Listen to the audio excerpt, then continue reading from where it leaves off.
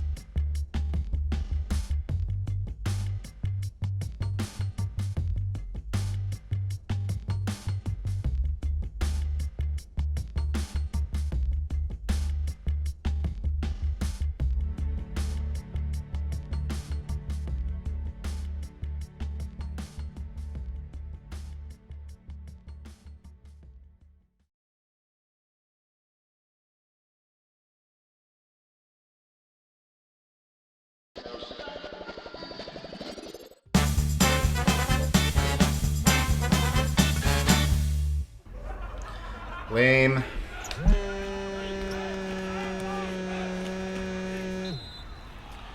Yellow. Alex, your father's been in a terrible Ferris wheel accident. We're rushing to the hospital right now. I've told him for years those things are death traps. Just come as soon as you can. I don't know, Mom. Pretty busy around here. And of course, those clear skies mean not much cloud coverage on this hot summer day, so if you're going out, you'd better lather up that sunscreen. SPF 15, Freds. Oh my gosh! Okay, Alex. Pull it together. Nothing to worry about. Except possibly skin cancer being blinded by the sun's UV rays. Where's my bicycle? I gotta get out of here!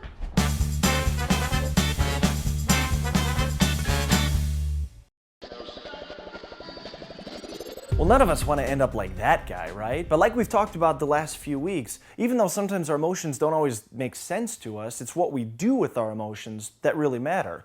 But why? Why does what we do with our emotions matter? Who does it affect? Well, here's what I want you to do. I want you to turn to 3 or 4 people around you and ask them the question, why does what we do with our emotions matter? And who does it matter to? Ready? Go ahead.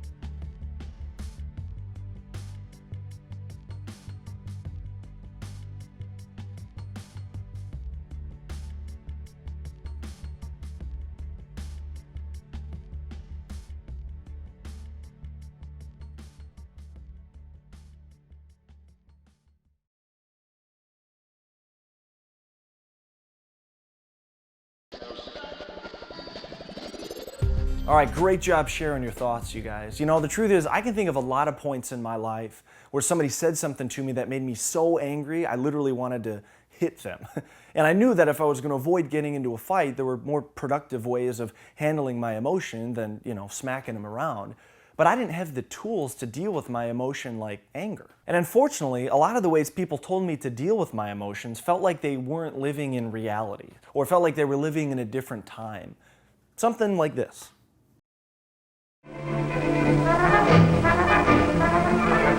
Before men learned how to control fire and put it to work, it was man's greatest enemy. In much the same way, your emotions can be your own greatest enemy. Or under control, your emotions can make you healthier and happier and improve the lives of people around you. I think of fire in connection with emotions because when you become stirred up, when your emotions control your actions, it affects not only yourself, but the people around you. Nature endows us at birth with three general patterns of emotional response. Many things and people cause us to respond emotionally. A balance of emotions is important to a well-rounded personality. You can control the fire of your emotions. You can balance your emotions and use them so that your personality becomes more pleasant. And you and those around you are a great deal happier and healthier.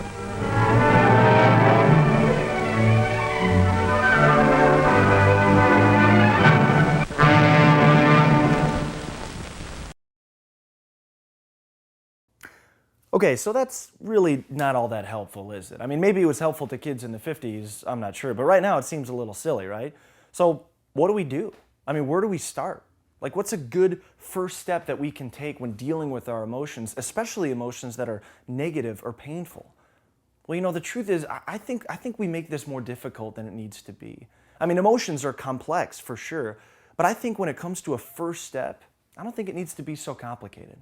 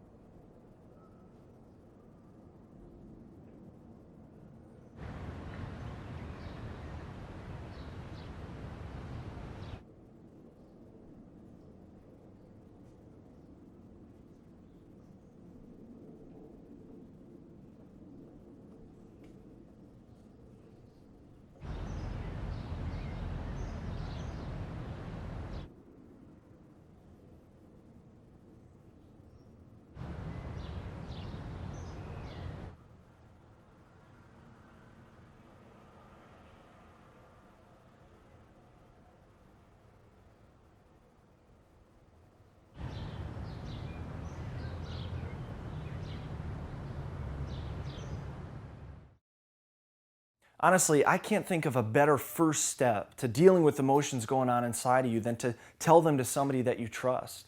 But the truth is that's not easy. We're really accustomed to telling people what we're doing. I'm really busy, or I got a lot going on at school, or I got that sports game coming up. And we never really stop and think, how are those things making me feel?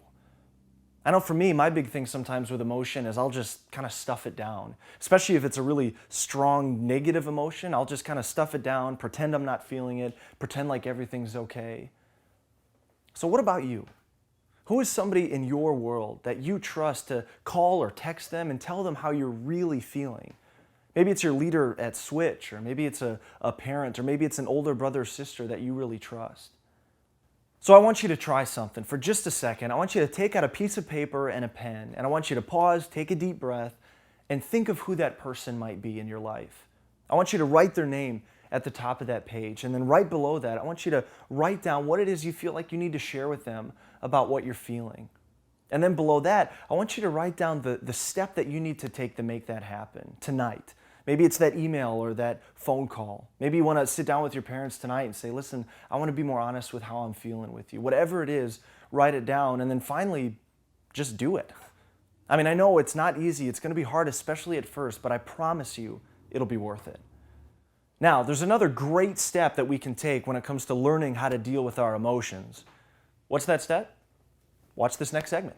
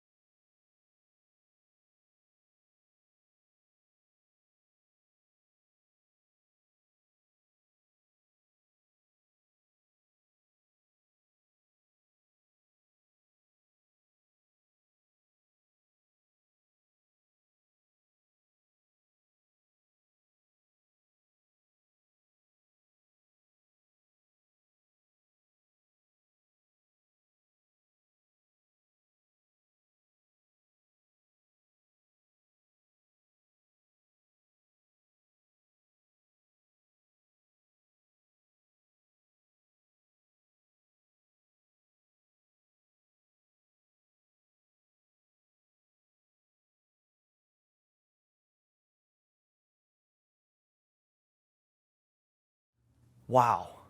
I mean, we knew that God felt emotion, right? But did you know that God felt those kinds of emotions about you? I mean, that's amazing. And that changes things. I know for me, sometimes if I am getting tripped up by my emotions, or my emotions are really strong, or I'm not sure how to deal with them, sometimes it's really helpful just to think about how God feels about me. I try to remember the kinds of things God has said about me, like we just saw.